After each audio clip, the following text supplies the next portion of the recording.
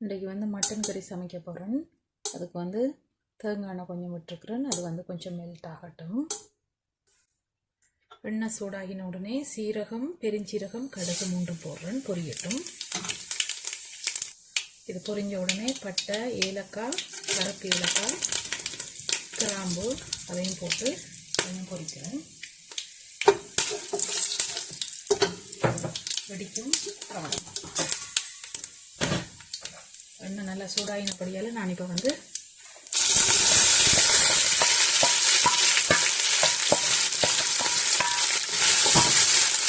வெங்காயத்தை போட்டுட்டேன். வெங்காயம் வந்து நான் இப்போ 3 கிலோ மட்டன் சமைக்க போகிறேன். ஸோ அதுக்கு வந்து நான் ஒரு 5 மீடியம் சைஸ் வெங்காயம் வெட்டி அதை போட்டுட்டேன்.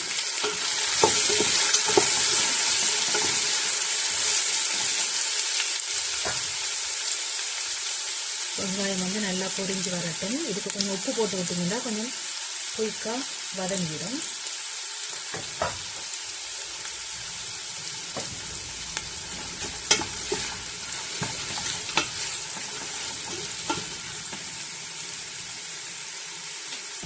இது அப்படியே கொஞ்சம் நேரம் நம்ம வைக்கணும். நான் வெங்காயம் எல்லாம் வதங்குறதுக்கு வைக்க முதலே மட்டனை நல்லா கழுவிட்டு மஞ்சளும் உப்பும் போட்டு பிரட்டி வச்சிருக்கிறேன். அங்கே வெங்காயம் எல்லாம் வதங்கி ரெடி ஆகின உடனே மட்டனை திருப்பி ஒருக்கா கழுவிட்டு தான் அதில் போட வேணும். மட்டன் சமைக்கும்போது நான் எப்போவுமே வந்து மசாலா ஃப்ரெஷ்ஷாக தான் செய்கிறது. அப்போ தான் கறி வந்து சும்மா கமகமண்டு வாசமாக இருக்கும். ஸோ இதில் வந்து நான் ஒரு சின்ன ஒரு குட்டி கப்பால் இதில் ஒரு கப் ஒன்று எடுத்து அந்த கப்பால் சீரகம் 1 கப், பெருஞ்சீரகம் 1 கப், மிளகு 1 கப், கொத்தமல்லி 2 கப் போட்டிருக்கிறேன். எல்லாமே ஒரே சேம் அளவு தான் போடணும். ஒரு கப் ஏதாச்சும் ஒரு கப் ஒன்று எடுத்திங்கன்னா அந்த சேம் கப்பையே யூஸ் பண்ணுங்கள். இதோட சேர்த்து ஒரு கொஞ்சம் வாசனை திரவியங்களும் நாங்கள் ஆட் பண்ணுவோம். இதோட சேர்த்து ஏலக்காய், கருப்பு ஏலக்காய் 1, கிராம்பு ஒரு 10, பட்டை, இந்த லீஃப் எல்லாம் போட்டு இதை வந்து நல்லா பவுடர் பண்ணி எடுத்துக்கொள்வோம். இதை நான் வறுக்கிறதுண்டா வருங்க, ஆனால் நான் வந்து வறுக்காமலே தூள் பண்ணிடுவேன். இந்த கிரைண்டரில் நாங்கள் தூள் பண்ணும்போது அந்த ஹீட்லேயே அது வறுத்த மாதிரி வந்துடும். ஸோ அதனால் நான் வறுக்க போகிறதில்ல. ஆனால் அந்த ஃப்ரெஷ்ஷாக இந்த மசாலா தூளை போடும்போது மட்டன் கறி சும்மா கமகமண்டு இருக்குமா. பாருங்க எப்படி தூள் ஆகிட்டுதுண்டு. அம்மா தூள் பண்ணின உடனே கிச்சன் ஃபுல்லாக பயங்கர வாசமாக இருக்குது. இந்த தூளை போட்டு மட்டன் கறி சமைச்சிங்கன்னா சூப்பர் டேஸ்ட்டாக இருக்கும். ஸோ இதை வந்து நான் இப்போ ஒரு கண்டெய்னரில் மாற்றி மிச்சத்தை யூஸ் பண்ணிவிட்டு கொஞ்சம் இதை வச்சிடுவேன். உங்களுக்கு தூள் பண்ணி வைக்கலாம் நீங்கள், ஆனால் அந்த ஃப்ரெஷ்ஷாக நீங்கள் போடையில தான் அந்த வாசம் வந்து மட்டன் கறிக்கு நல்லா இருக்கும். அடுத்தது இஞ்சி பூண்டு பேஸ்ட் செய்ய போகிறேன். இதுவும் நீங்கள் வந்து எப்போவுமே மட்டன் கறிக்கு இஞ்சி பூண்டை தட்டி போடுறதை விட இப்படி பேஸ்ட் பண்ணி போட்டிங்கன்னா உங்களுக்கு மட்டன் கறி நல்லா திக்காக வரும். இஞ்சி பூண்டு பேஸ்ட்டோடு சேர்த்து நான் வந்து ஒரு 3 தக்காளியும் போட்டு அரைக்கிறேன்.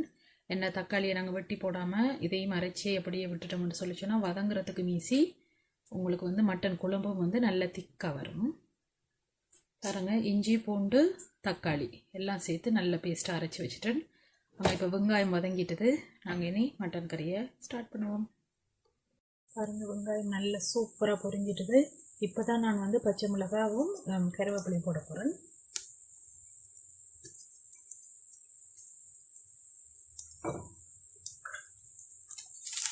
நீங்கள் எவ்வளோக்கு வெங்காயத்தை நல்லா பொரிக்கிறீங்களோ அந்தளவு மட்டன் கறி உங்களுக்கு நல்லா டேஸ்ட்டாக வரும்.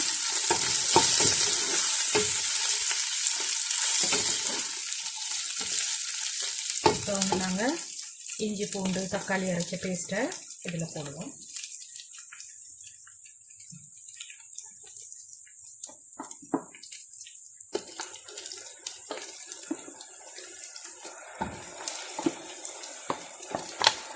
எல்லாத்தையுமே ஊற்றேன்.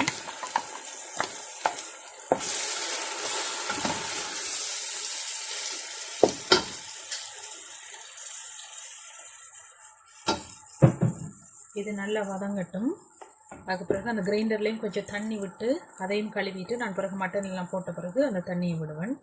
அந்த மிக்சியை கழுவிட்டு அந்த தண்ணியை வேஸ்ட் பண்ணிடாதீங்க, அதெல்லாம் தான் டேஸ்ட்டாக இருக்கும்.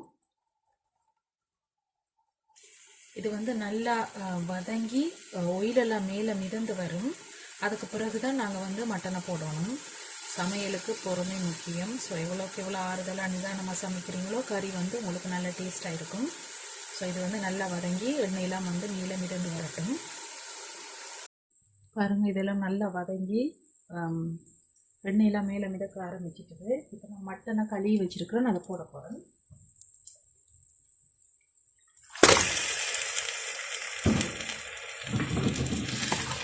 நல்லா மிக்ஸ் பண்ணி விட்டுருவோம்.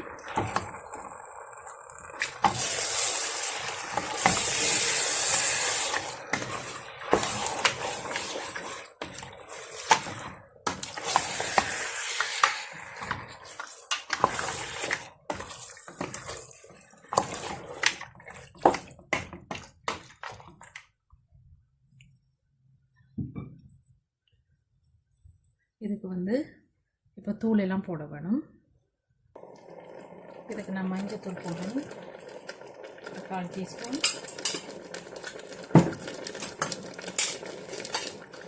அதுக்கு பிறகு மிளகாத்தூள்,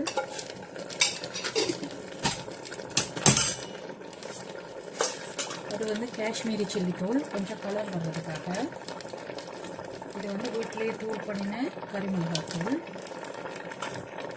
உங்களோட உரப்புக்கு ஏற்ற மாதிரி நீங்கள் போட்டுக்கணும். நான் வந்து 4-5 கரண்டி போடுறேன்.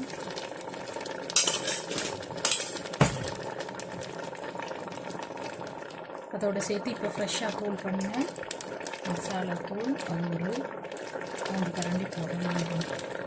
நிறைய சமைக்கிறதால கொஞ்சம் கூட போடுறேன்.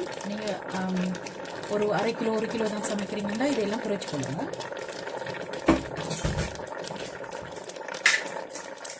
இதோடு சேர்த்து உப்பு, வெங்காயத்துக்குள்ளேயும் போட்டிருக்கோம் வதங்கும்போது. ஸோ பார்த்து அதுக்கேற்ற மாதிரி உப்பை அளவாக போட்டுருக்கோம்.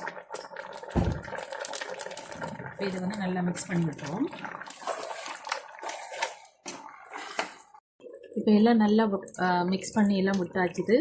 மட்டன் வந்து தண்ணி விடும். ஸோ தண்ணியிலே அந்த மட்டன்ற தண்ணியிலே கொஞ்சம் அவியட்டும். பிறகு தான் நாங்கள் வந்து இன்னும் எக்ஸ்ட்ரா தண்ணி விட்டு நல்லா அவிச்சு எடுக்கணும்.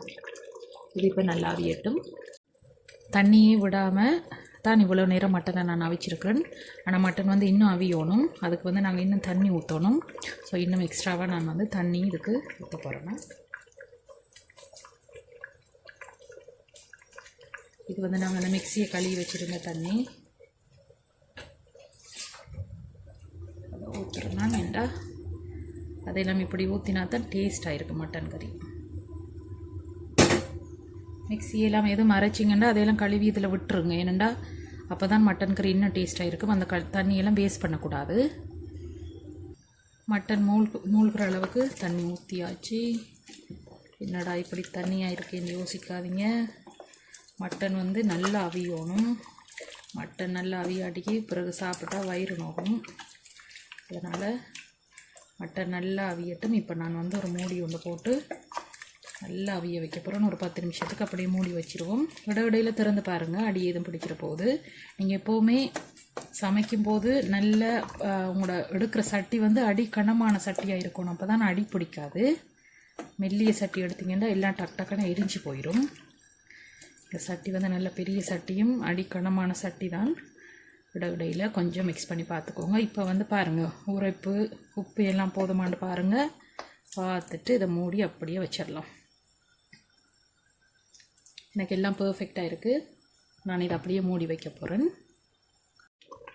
பாருங்கள், மட்டன் எல்லாம் தண்ணியெல்லாம் நல்லா வற்றி திக்காக வந்துடுது குழம்பு. நான் இவ்வளோ நேரம் வந்து அடுப்பை ஹை ஃப்ளேமில் தான் வச்சுருந்தேன்.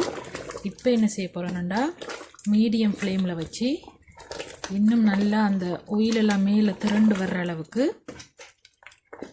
வைக்க போகிறேன்னு ஒரு கொஞ்சம் நேரத்துக்கு. எனக்கு இந்த தண்ணியெல்லாம் வற்றி கறியெல்லாம் எல்லாம் இதாகிறதுக்கு ஒரு 1/2 அன் ஹவர் ஆகினது. ஏன்னா நிறைய கறி என்றபடியால்.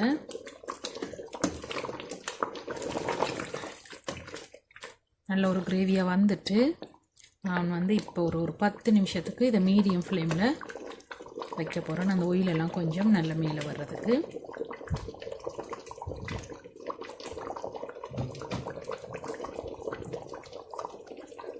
அதோடு சேர்த்து இப்போ வந்து இந்த இறைச்சி கறிக்கே ஒரு தூள் ஒன்று பண்ணி வச்சுருக்கிறேன். இது ஆல்ரெடி இந்த சேனலில் போட்டிருக்கேன்.